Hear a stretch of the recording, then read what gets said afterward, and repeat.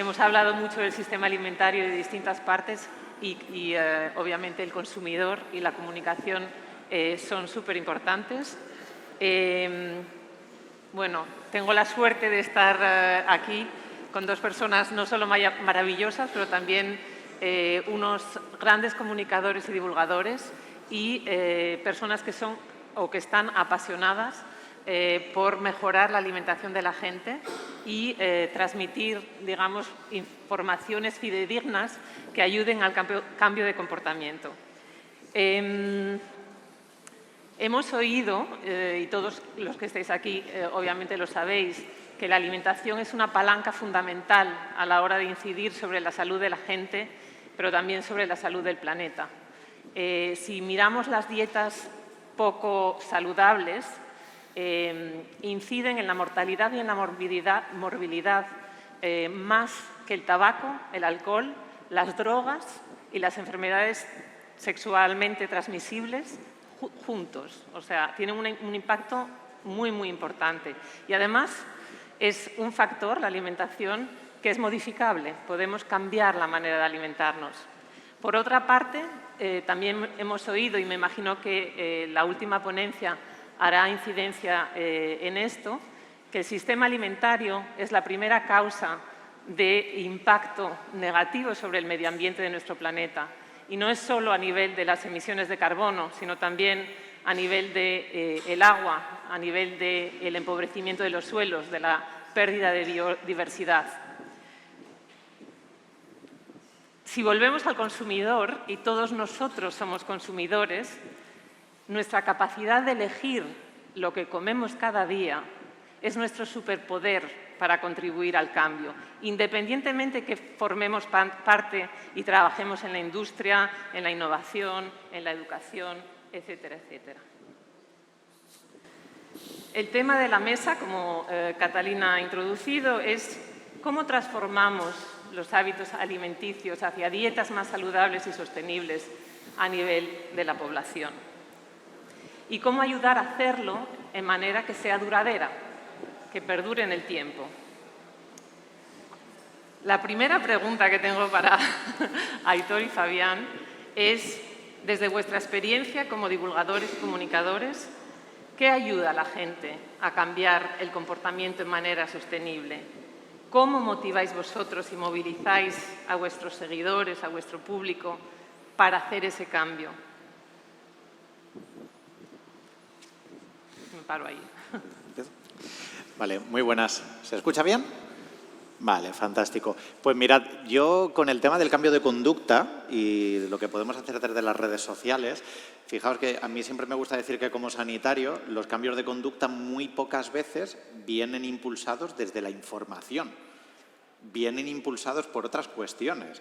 Es decir, sabemos que el tabaco es perjudicial y la gente fuma, incluso a pesar de tener una intervención masiva de información, como eres personal sanitario y puedes fumar.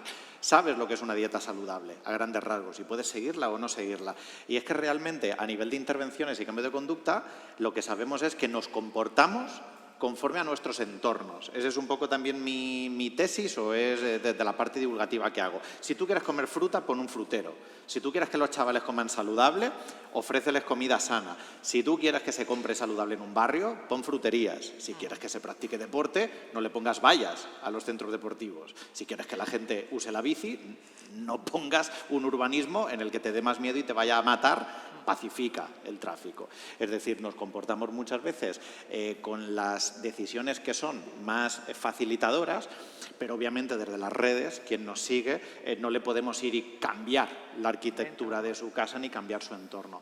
Así que yo creo que lo que más podemos hacer quienes estamos en redes sociales es dar consejos que motiven y que animen a que la gente pueda cambiar un poquito su rutina, o eso es lo que nos damos cuenta. Si te das cuenta y de pronto detectas que este influencer, esta persona, te anima a incluir en tu rutina algo de ejercicio, una compra más saludable o momentos de consumo, que creo que esto lo hemos visto mucho últimamente, momentos de consumo como el aguacate, que dices, el aguacate no estaba en nuestra cultura, es caro, se pone malo rápido, y de pronto, como metes un momento de consumo que es la tostada de aguacate, te encuentras que la gente lo incorpora a su día a día. Así que, desde mi punto de vista, creo que lo que podemos es, aparte de dar información y motivar a la gente, que eso lo hacemos muchas personas, el ofrecer momentos de consumo para que incorporarte al cambio de conducta sea relativamente fácil. Gracias. Y efectivamente, o sea, la información es un elemento necesario, pero no suficiente para el cambio de comportamiento. Y es cierto que podemos incidir en lo que es dar a la gente la posibilidad de tener una capacidad para ese cambio y una motivación para ese cambio. Pero luego, obviamente, si no tienen la oportunidad para realizar ese cambio, el entorno no va a funcionar. Fabián. Yo estoy muy de acuerdo con Aitor. Lo primero, es un placer el poder acompañaros aquí y estoy muy de acuerdo con lo que dice el del cambio de entornos. Los cambios de entornos pueden ser desde diferentes puntos de vista. Él, por ejemplo, ha hablado desde un sector público, también público-privado, por decirlo de alguna manera, pero el cambio de entorno puede estar incluso en lo que hace tu vecina, que al final es o tu madre, que puede ser una de tus mayores influencers, por mucho que no sea digital. Entonces, en ese sentido, el entorno para mí es muy importante, pero fíjate que hablábamos antes o estaba comentando que la información es una base y sin embargo no es como el catalizador, por decirlo de alguna manera. Yo creo que el catalizador es las consecuencias que produce. Si nosotros hablamos de consecuencias, habitualmente estamos acostumbrados a hablar de consecuencias negativas, que ahí es cuando realmente, bajo mi punto de vista, se produce un catalizador de cambio, porque es algo que como que no te queda más remedio, por decirlo de alguna manera, ¿no? Ha pasado esto, me han detectado X cosa y entonces a partir de ahí no me queda otra que cambiar, o estoy viendo un impacto directo a nivel de consecuencia y no me queda otra que cambiar. Sin embargo, a mí me gusta afrontarlo más desde mis redes sociales, desde las consecuencias positivas. Es decir, cómo y qué implicaciones tienen en tu salud que has normalizado y que, sin embargo, han dejado de aparecer porque llevas una dieta más saludable o porque llevas un estilo de vida más saludable.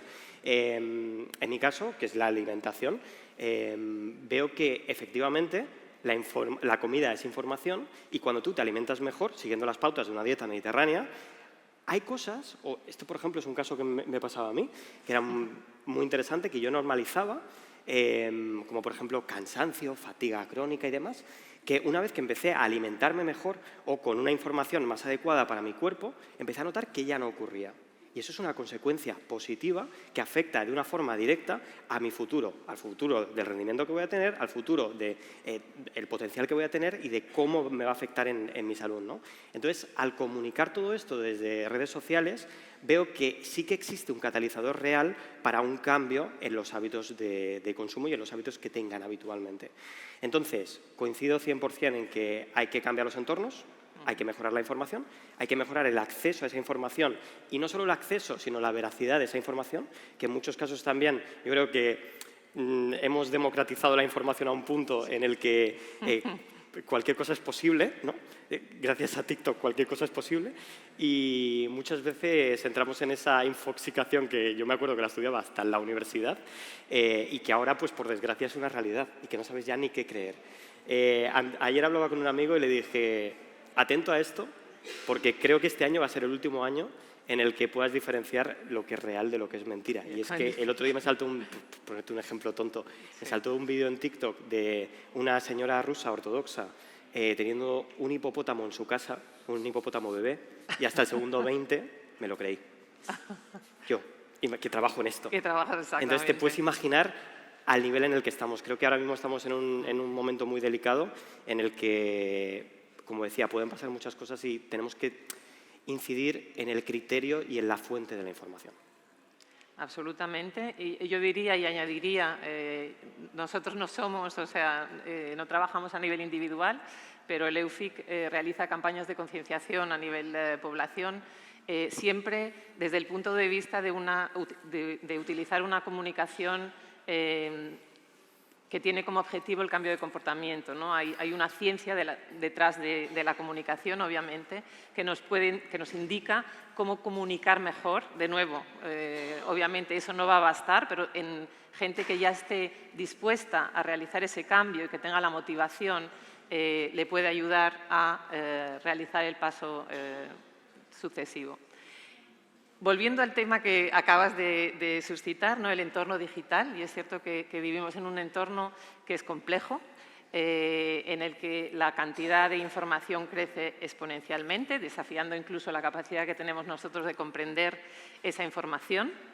en el que proliferan fuentes no siempre expertas, en el que la desinformación, los bulos, se propagan rápidamente y, además, que es un entorno cada vez más polarizado.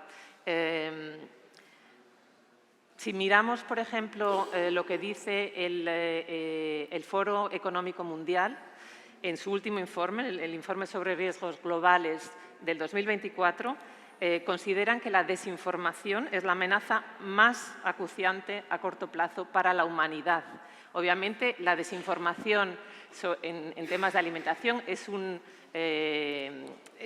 ¿cómo se dice?, un subgrupo de la desinformación general, pero es un problema real que con la inteligencia artificial, con los deepfakes, pues obviamente no va a cesar de crecer, aunque también la tecnología y la inteligencia artificial nos pueden servir para contrarrestar o para luchar contra esa desinformación. No hay que olvidarse que la tecnología es un instrumento, depende cómo lo utilicemos, ¿no? Bueno, sobre ese entorno digital, sobre la desinformación, los bulos, etcétera, ¿a qué tipo de bulos os enfrentáis vosotros frecuentemente? ¿Cuáles son los más recurrentes? ¿Cómo contrarrestáis la desinformación? ¿Y cómo ayudáis a despolarizar conversaciones, a fomentar el diálogo constructivo? Así una preguntita. Así voy. Vale. A nivel de tipos de bulos en alimentación, yo creo que la alimentación es tan compleja que tenemos bulos y desinformación sobre todo, desde propiedades de un alimento, sobre cómo hay que alimentarse, ¿no? Cuántas veces al día, si tienes que hacer ayuno intermitente o no tienes que hacer ayuno intermitente, si tienes que meter las patatas en el frigorífico o no para que te saquen almidón resistente o no. Es decir, hay muchísima información en muchísimas aristas de la alimentación. Entonces, nunca sabes lo que te puede suceder. Y luego, además, que siempre que se genera un bulo, no es siempre tan evidente de que esos embaucadores te dicen 100% las cosas falsas. Si fuese tan evidente que todo esto estaría mal y fuese tan sencillo como decir, no, todo lo que dice esta cuenta es falso, no tendrían tanta repercusión. El problema es cuando se mezclan trocitos de verdad, hipótesis que son ciertas y luego recomendaciones que a esas personas les apetece compartir porque patatas. Entonces, a mí lo que creo que me funciona muy bien a nivel de enfrentarme a estos bulos o a nivel de divulgación científica, creo que siempre hay que enfrentarse a la desinformación dándole un poco de razón. Es decir, hay que reconocer lo que sí que esa persona o qué bases argumentales están bien. Por poner 3 ejemplos, la gente que dice las legumbres son malas porque tienen antinutrientes o la fruta es mala para el hígado porque tiene fructosa, ¿no? Siempre mezclan un poquito de verdad, el 5%, la retuercen hasta el final y te acaban diciendo una barbaridad como no consumas legumbres.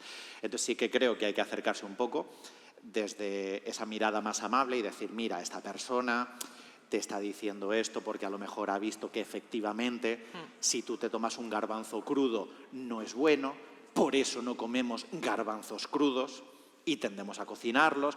Creo que hay que empezar desde ese punto de vista y eso también ayuda a despolarizar. Es decir, mira, te están diciendo una parte de verdad, pero luego están transformando todo el mensaje a plantearte una cuestión que no tiene ni pies ni cabeza. Porque si fuese cierto que las legumbres son perjudiciales, no las recomendarían todas las agencias de salud pública.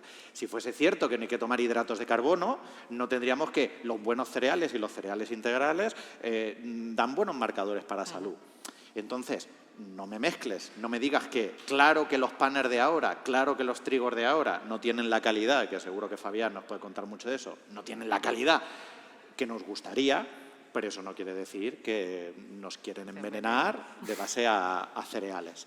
Y creo que eso ayuda un poco a despolarizar, aparte de que ya podríamos hablar de muchas estrategias comunicativas, ¿no? de cuándo hay que citar a los embaucadores y cuándo no, cuándo tengo que ir a otras cuentas ajenas a desmentir y cuándo no, cuándo tengo que enfrentarme en medios de comunicación a estos bulos y cuándo es mejor dejarlos pasar. Yo creo que también nos falta un poco de formación en comunicación, sobre todo de los que estéis en parte de la administración o desde lo que hacéis también en entidades como la vuestra, para que no le demos a veces más bombo y más ruido a cuestiones que no la merecen. ¿Hay que invitar a gente que dice que la Tierra es plana para generar un debate sobre si la Tierra es plana o no es plana, o sobre el agua hidrata o no hidrata? Pues no, porque no hay que confundir el derecho a la libertad de expresión con el derecho a que te prestemos el altavoz para que digas que tus barbaridades, ¿no? No todas las opiniones son respetables. Todo el mundo puede compartir sus opiniones, pero hay algunas opiniones que no merecen respeto y que no merecen espacios, y no pasa nada por decirlo. La libertad de expresión no implica atención. Claro, ni mucho menos. ¿Casito? No necesariamente. Yo estoy muy de acuerdo con lo que habla él a nivel de empatía y de compasión, porque en muchos casos, o al menos esta es mi visión sobre ello, muchos de los bulos nacen desde la ignorancia, desde el desconocimiento y desde la falta de conocimiento y de información. En mi caso, por ejemplo, a mí me detectaron una enfermedad autoinmune, un hipotiroidismo de Hashimoto, y desde que lo conté públicamente no paro de recibir comentarios, pero antes era diario, ahora semanalmente, en los que me piden recomendaciones específicas. Y yo estoy cansado de decirles, ni soy nutricionista, ni soy endocrino. Entonces lo que hago es redirigir a los profesionales y a las personas que realmente están especializadas en eso para poder seguir adelante. A nivel de bulos y a nivel de desinformación, yo creo que es algo que no vamos a poder tener una varita mágica, porque creo que es mucho más complejo de lo que parece en un principio, y creo que, como bien decía él, existen muchos grises en el camino que muchas veces mezclan una cosa con la otra e intentan simplificar. A mí me gusta poner como el paralelismo, la comparativa de, imaginemos que todos ahora mismo aquí estamos hablando a la vez, absolutamente todos, y de repente alguien grita, ¡fuego en la sala, salgan corriendo! Todo el mundo va a hacer caso al fuego en la sala, salgan corriendo, porque es el que más ha conseguido polarizar. Y de eso es lo que estamos viendo ahora mismo en la jungla de las redes sociales, en los que para conseguir una atención que está en déficit y que todos estamos compartiendo en este momento, es muy probable que mientras nosotros estamos teniendo nuestra charla, mucha gente esté atendiendo a otras cosas, esté con el móvil, esté de diferentes formas, porque existe una especie de cap table de atención en la que tenemos que intentar redistribuir nuestra atención en el mundo en el que vivimos, pues ahí la polarización es la estrategia más efectiva y más eficiente para poder captar esa atención. ¿Eso es positivo? Para nada. Porque sabemos perfectamente que las personas somos complejas, que vivimos en ecosistemas muy complejos y, sobre todo, en los que a cada uno le afecta una cosa de una forma diferente. Porque somos unos organismos tan complejos en los que, bueno, tú no lo podrás decir, Aitor, a nivel de nutrición no hay dos personas iguales. Entonces, claro, creo que tenemos que afrontar este problema desde ese punto de vista, desde el reto de decir cómo realmente podemos aceptar que la desinformación va a ser algo que va a seguir ocurriendo, pero cómo podemos formar a la persona que está recibiendo esto, al receptor, para que dedique la atención a lo realmente importante. Creo que ahí es donde debe estar el debate. Me parece muy buen punto, Fabián. Añadiría también que es tener voces y expertas contrarrestando, o sea, ahí donde las conversaciones tienen lugar, ¿no? Vosotros sois ejemplos de ello, pero ¿no sería maravilloso que en las facultades de dietética y nutrición, por ejemplo, hubiese más formación en comunicación? Porque al final, si esas voces empiezan a ser parte del capítulo, digamos, para contrarrestar o para dar mensajes más fidedignos a la ciencia, probablemente unidos tendríamos más impacto. Food Talks diría kilómetro cero es todo o gira alrededor de la innovación, ¿no? Y la innovación, como he dicho, es una herramienta necesaria para llegar a esa realidad más sostenible y saludable. Por una parte, lo que veo es que a la gente le gusta la innovación, sobre todo en algunos campos, siempre la gente tiene la última tecnología, etcétera, pero en el campo de la alimentación hay como una doble vertiente, ¿no? Por una parte nos gusta la innovación y probar nuevas cosas y tener nuevas experiencias, y por otra hay una tendencia ahora de los consumidores a volver a lo natural, a la tradición, ¿no? Y a veces eso está un poco como se encuentra al opuesto.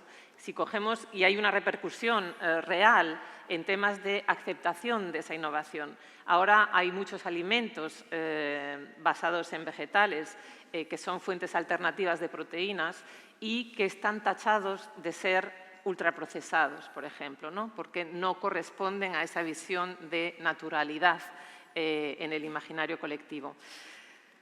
¿Cómo navegáis vosotros esas tendencias en apariencia contradictorias? ¿Cómo hacéis para poner en valor las buenas prácticas que se han hecho a nivel de innovación para dar opciones y alternativas saludables y sostenibles? ¿Y qué ejemplos de lo que se está haciendo bien pueden ser usados para promover esa transición hacia dietas saludables y sostenibles? Yo creo que la manera cómoda de ponerlo en valor, a mí lo que me sirve muy bien es hacerme una pregunta final y es, esta innovación finalmente está haciendo que la población coma mejor en términos de salud pública, ¿no? Como sanitario me preocupa la salud pública. ¿Esto está haciendo que la gente pueda comer mejor?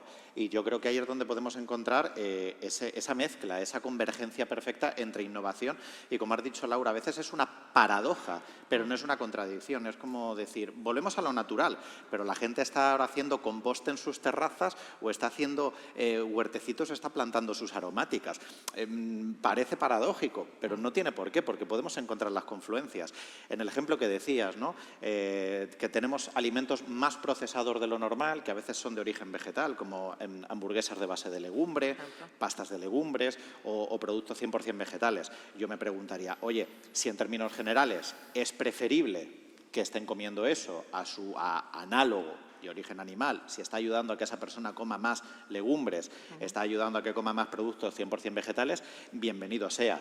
Si por el contrario la gente se autoengaña y piensa que por comer una pizza vegana está tomándola 5 veces a la semana, ojo, eso lo vemos las nutricionistas con la air fryer. La air fryer, dices, qué bien, qué conveniente. Tengo un horno eléctrico, en lugar de debajo de la encimera, lo tengo encima de la encimera, ocupándome más espacio. Si la air fryer lo usas inteligentemente, puede hacer que comas mejor. Pero también hay peña que ahora está usando la air fryer para tomar croquetas y empanadillas casi a diario. Entonces, veamos cuál es el resultado final y puedes tener el mismo elemento que te ayude para bien o para mal. Yo creo ahí que hay una cosa como muy importante que discernir y que tener muy en cuenta, que es el hecho de que lo contrario no es contradictorio. Y creo que esto es fundamental. El frío y el calor conviven a la vez y todo se llama temperatura. Pues en este caso creo que los polos y los opuestos ocurren lo mismo en la pregunta que estás haciendo. ¿La gente quiere innovación y romantiza lo natural y también quiere lo natural? Por supuesto. No vivimos en el siglo XVII, vivimos en el siglo XXI. ¿Eso significa que tenemos que desconectarnos de nuestras raíces? Para nada. Al contrario. Creo que lo que tenemos que hacer es aunar lo mejor de ambos mundos. A mí hay una tendencia que me encanta, que es la del solar punk, que no sé si la conocéis, en la que es un ideal, por decirlo de alguna manera. Está el cyberpunk, que cree que el futuro es distópico y donde todo se acabará tipo Terminator. Y luego está el solar punk. El solar punk habla de que la tecnología es una herramienta para empoderar al ser humano y mejorar el planeta. Para mí es ahí hacia donde tiene que confluir la tecnología. Cuando la tecnología nos demuestra que existen procesos que se pueden mejorar y que eso va a hacer que se optimice tanto el ser humano como que ayude a mejorar el planeta, creo que la tecnología está bien usada. Entonces, para mí, creo que más que el hecho de entender de qué forma puede digamos que casar la naturaleza dentro de un entorno completamente moderno y forzar algunas cosas y verlo como una contradicción, yo cogería la vía más compasiva, más empática de decir, seguimos siendo humanos, seguimos siendo animales y lo que queremos aquí realmente es entendernos en un mundo que se ha desestructurado por incentivos que son ajenos a nosotros y que sin embargo existen y es una realidad. Entonces, ¿cómo podemos volver a las raíces sin renunciar al progreso que hemos hecho? Para mí es ahí donde la tecnología nos puede ayudar y donde la tecnología tiene que tener una presencia completamente masiva. Porque cuando empezamos a definir el impacto, ya no solo a nivel económico, sino el impacto en otros niveles y en otros ámbitos, en otras dimensiones, es cuando empezamos a entender que el verdadero valor de los alimentos nunca fue el precio. El verdadero valor de los alimentos es cómo esos alimentos nos han mejorado. Y esa es. Perfecto, me parece que lo has dicho y has resumido, digamos, ese matrimonio que tenemos que hacer muy bien. El sabor, indiscutiblemente, y lo vimos justo en el panel anterior, Es fundamental a la hora de elegir los alimentos, es uno de los principales motivos de elección de alimentos y en nuestro país tenemos una gran tradición gastronómica que no solo nos aporta muchas posibilidades, digamos, de trabajar dichos alimentos, pero también hay muchísima sabiduría a nivel de salud, de lo que aportan los alimentos, a nivel de desperdicio alimentario, porque hay una sabiduría de la gente de la posguerra que aprovechaba todo, que no debe ser perdida, esperemos, y de sostenibilidad, ¿no? El producto de temporada. ¿Cómo podemos aprovechar y dar valor a esa tradición a la hora de movernos y ayudar a la gente hoy en día a transicionar hacia dietas saludables y sostenibles? Muy brevemente, porque creo que nos están avisando de que estamos fuera de tiempo. Vale. Yo creo que todas las personas van a acabar por una motivación u otra, o por una ayuda u otra, en las dietas saludables y sostenibles. Yo creo que hay una gran noticia, y es que son completamente confluyentes. Si estuviéramos en un debate en el que dijésemos, comer de manera sostenible pone en riesgo la salud, o comer de forma saludable hace que contamines muchísimo, tendríamos un melón importante. Pero tenemos una parte súper positiva, y es que son 95% coincidentes, ¿no? Producto fresco, local, de temporada, mínimamente procesado, con uso de pocos envases, priorizando materias primas vegetales. Es decir, lo que es saludable también es sostenible, y yo creo que a cada punto a cada persona le podemos tocar su tecla en la que le motive más: desperdicio alimentario, materias primas vegetales, lo local, las comunidades, los canales cortos, y que dentro de lo que más te motive, ahí encuentres herramientas para seguir ese patrón alimentario. En mi caso yo creo que está muy relacionado con honrar el alimento.